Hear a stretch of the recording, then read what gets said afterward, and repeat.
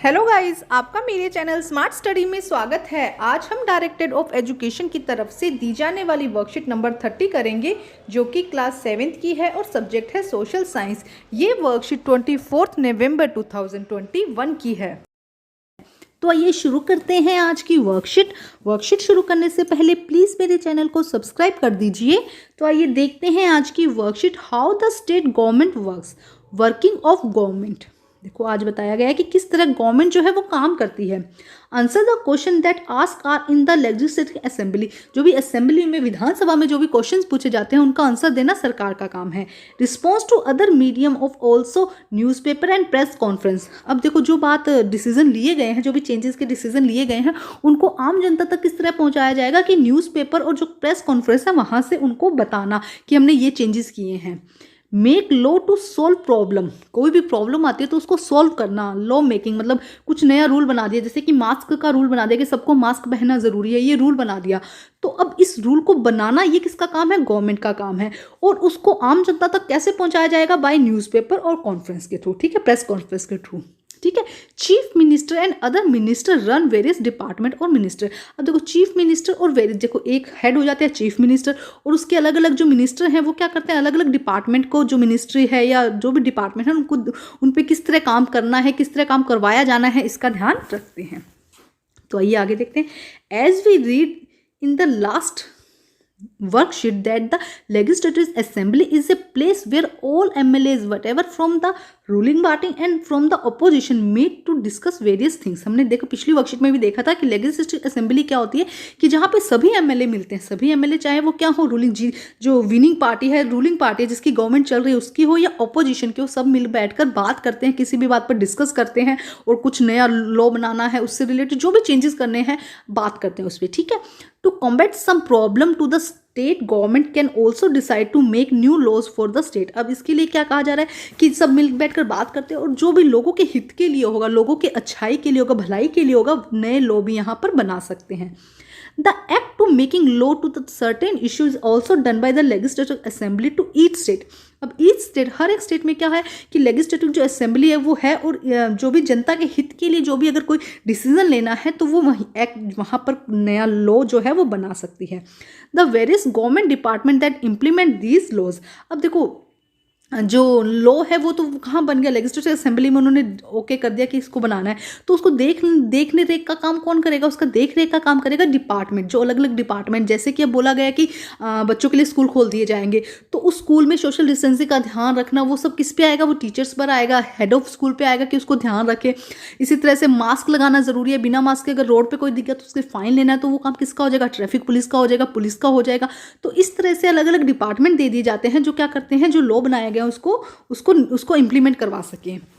MLAs are together responsible for the work of the government. MLA भी क्या होते हैं? जो एमएलए चुने जाते हैं वो भी क्या होता है? इसके लिए रिस्पॉन्सिबल होते हैं। In common usage the word government refer to government department and various ministry who head them. देखो क्या कहा जा रहा है कि अब गवर्नमेंट के अंदर कौन कौन आता है? गवर्नमेंट के अंदर जो गवर्नमेंट डिपार्टमेंट, जितने भी गवर्नमेंट डिपार्टमेंट है वो आते हैं, इसके अलावा मिनिस्ट्री आती है, और इसके अलावा द ओवरऑल हेड कौन हो जाएगा? Chief minister. ओवरऑल हेड कौन हो जाएगा? कि चीफ मिनिस्टर जो उसके काम को देख, हेड कौन? देखो सबसे पहले हेड कौन हो गया? चीफ मिनिस्टर, ठीक है। उसके बाद उन्होंने क्या किया? अलग अलग अपने एमएलए बना दिए। अलग अलग क्या है? अपने एमएलए, जो मंत्री जिसे कहेंगे, जैसे कि वो बना दिए। अब वो क्या करेंगे? अब उस काम को देखेंगे, जैसे कि स्कूल प्रिंसिपल और टीचर्स। जैसे कि स्कूल में हेड कौन हो गया? टीचर हो गए, सॉरी हेड कौन हो गया? प्रिंसिपल हो गए, और टीचर्स क्या हो गए? एमएलए हो गए, जो उसको मिनिस्ट्री जो देख रहे हैं उस काम को, ठीक है। आगे देखिए, आगे क्या कहा गया है?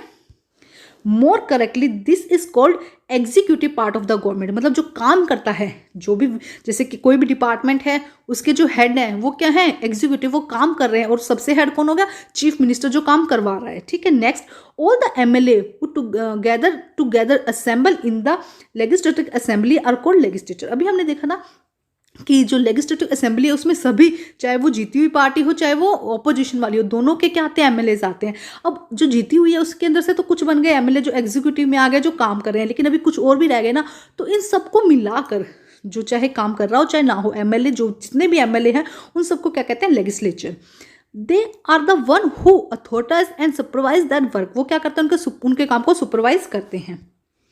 इन ए डेमोक्रेसी, डेमोक्रेसी क्या होता है? जनता का, जनता द्वारा और जनता के लिए शासन, मतलब जनता जो है वो खुद अपना जो प्रतिनिधि जिसे हम कहेंगे, रिप्रेजेंटेटिव कहेंगे, वो खुद चुनती है। It is done by who elect the representative as a member of legislative assembly.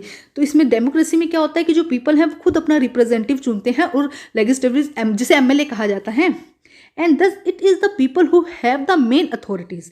The ruling party member then from the government and the some member of the appointed minister. उनमें से क्या होता है, जो रूलिंग पार्टी के जो MLA हैं वो क्या हो जाते हैं? मिनिस्टर बन जाते हैं। जैसे एजुकेशन मिनिस्टर, हेल्थ मिनिस्टर ना, तो ये क्या होते हैं, जो रूलिंग जो जीत गई पार्टी होती है उसके जो एमएलए हैं वो क्या बन जाते हैं? इस तरह से मिनिस्टर बन जाते हैं। These minister are in charge the various department, various department के क्या होते हैं? इंचार्ज होते हैं of the government, such as health department and education department. Example दिया गया है यहाँ पे, whatever work is done by this department has to be approved by the legislative assembly. जो ये काम करेंगे वो किसके अप्रूवल में होना चाहिए? लेजिस्लेटिव असेंबली में। ठीक है, समझो, बहुत आसान है बेटा, इजी है। मतलब अपना एग्जाम्पल लेकर समझो इसको ना अपने आसपास का। In a democracy there are various way through which people express their view also take action. Example देखो, अपनी बात को कहने का हक किसी को है, हर किसी को होता है ना। तो देखो जैसे कि जो असेंबली में है एमएलए हैं वो अपनी बात को कैसे पहुंचाते हैं? अलग अलग असेंबली जो है वो कैसे पहुंचाएंगे अपनी बात को? जैसे एमएलए वो क्या करते हैं? प्रेस कॉन्फ्रेंस के थ्रू करते हैं ना, न्यूज़ में बता दिया, प्रेस कॉन्फ्रेंस में बता दिया। आम जनता को अगर कोई विरोध करना है तो पब्लिक प्रोटेस्ट कर सकते हैं वो ना। तो इस तरह से क्या किया जा सकता है? आप अपनी बात को रख सकते हैं। अब देखते हैं हम activity number 1, find out the work done by the following department. ये डिपार्टमेंट क्या क्या काम करता है? देखो, education department, agriculture department, public work department and health department. ये क्या क्या काम करता है वहाँ पर आपको उनके काम लिखने हैं। ठीक है, तो आइए करते हैं क्वेश्चन नंबर 1। तो देखिए फर्स्ट क्वेश्चन क्या है बेटा? Education department. Education department promote school education throughout various scheme and welfare programs. Welfare programs, अलग अलग स्कीम्स निकालता है जिससे कि ज़्यादा से ज़्यादा बच्चे पढ़ सके, ज़्यादा से ज़्यादा बच्चों का अच्छा हो सके। Agriculture department. Agriculture department improve food security, मतलब फूड की लोगों को पास खाने की कमी ना हो उसके। Work from the agriculture department through the, इस तरह से क्या करते हैं? एग्रीकल्चर डिपार्टमेंट पे काम किया जाता है जिससे कि ज़्यादा से ज़्यादा खेती करे, ज़्यादा से किसान जो है उनको फ़ायदा हो, है ना। ये किस में आएगा? एग्रीकल्चर डिपार्टमेंट में। नेक्स्ट देखते हैं, नेक्स्ट क्या कहता है? Public work department. नेक्स्ट क्या है? Public work department. This department is engaged in planning, designing, construction and the maintenance of government states. क्या कहा जाता है? कंस्ट्रक्शन का जितना भी, चाहे वो सड़कें बनाना हो, कोई फ्लाईओवर बनाना हो, कुछ भी जितना भी कंस्ट्रक्शन का काम है वो किसके अंदर आ जाता है?